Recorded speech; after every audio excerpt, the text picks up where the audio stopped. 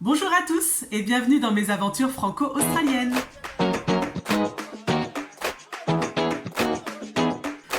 Bonjour à tous, bienvenue sur la chaîne. Aujourd'hui, nous allons parler des Skilled Visa et plus particulièrement du visa 190, du subclass 190. Alors, qu'est-ce que c'est que ce visa? Ce visa, c'est un Skilled Visa donc qui marche à points. Donc, dans la dernière vidéo, je vous avais expliqué comment aller calculer vos points. Donc, il marche à points par rapport à votre âge, votre expérience professionnelle, votre niveau d'études, les compétences de votre conjoint si vous en avez un, tout ça. Donc, ça vous donne un nombre de points. Donc, le Skilled Visa 190, pour pouvoir être éligible, il faut avoir 65 points. À partir de 65 points, vous allez pouvoir demander ce visa sur le site de l'immigration. Ce qu'il faut savoir sur le visa 190, c'est que déjà, c'est un visa qui est permanent. Ça veut dire que vous pouvez rester 5 ans sur le territoire et qu'au bout de 2 ou 3 ans, vous pouvez faire une demande de citoyenneté. Tout simplement.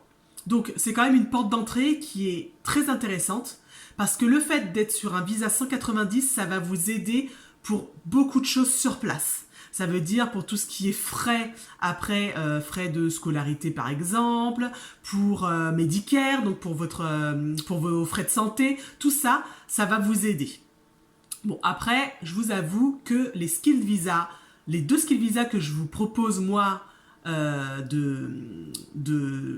d'expérimenter, les 2 sont top parce que vous ne payez pas Medicare, donc vous n'avez pas les frais de la sécurité sociale.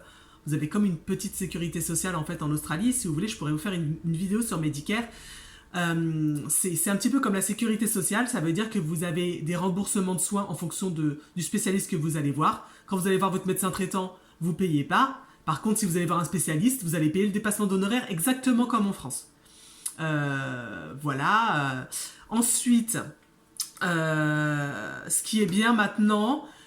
depuis pas très longtemps là, parce qu'il y a peut-être un an, on avait regardé avec mon mari et les frais scolaires pour les enfants étaient payants. Et en fait là maintenant, même pour les visas temporaires, ce n'est plus payant. Donc vous pouvez inscrire votre enfant à l'école gratuitement. Ce qu'il faut savoir, c'est qu'il y a plusieurs types d'écoles en Australie. Et ça, je vous ferai une vidéo vraiment pour vous parler vraiment de l'éducation des enfants. Ensuite, quand on veut avoir le visa 190, donc, on doit aller poser une EOI, une Expression of Interest, sur le site de l'immigration. Je vous expliquerai comment ça se passe. Une fois que vous l'avez posé, c'est quelque chose qui peut rester pendant 2 ans dans leur banque de données. Donc, ça veut dire que pendant 2 ans, on peut ne pas vous appeler. On peut vous appeler au bout de 6 mois pour vous dire « Super, faites-nous votre demande de visa ».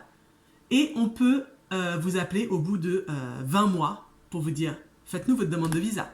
Comme on peut ne jamais vous appeler et au bout de 2 ans, la demande disparaît et il faut refaire une EOI.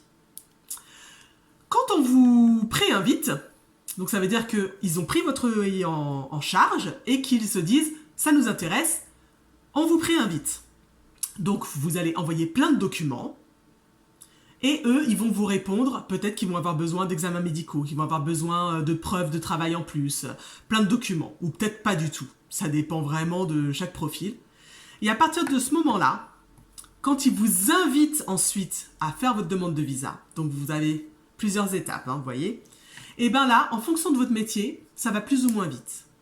Quand vous avez un métier qui n'est pas prioritaire, comme mon mari par exemple, charpentier, c'était prioritaire encore l'année dernière, ça l'est plus cette année. Et bien, quand vous n'avez pas un métier prioritaire, ça peut mettre entre 16 et 21 mois pour qu'on vous donne la réponse positive ou négative. Quand vous avez un métier prioritaire, comme moi, qui suis infirmière, ça met entre 22 jours et 3 mois. Donc, vous voyez le gap entre les deux. Donc, voilà ce qu'il faut savoir pour le visa 190. Voilà, j'espère que cette vidéo a répondu à vos questions sur le visa 190. Et moi, je vous dis à la prochaine vidéo. On va parler du subclass 491, qui va aussi vous apporter pas mal de réponses, je l'espère. Passez tous une très bonne semaine. Je vous fais plein de gros bisous. N'hésitez pas à liker cette vidéo pour soutenir ma chaîne, pour me soutenir dans ce travail.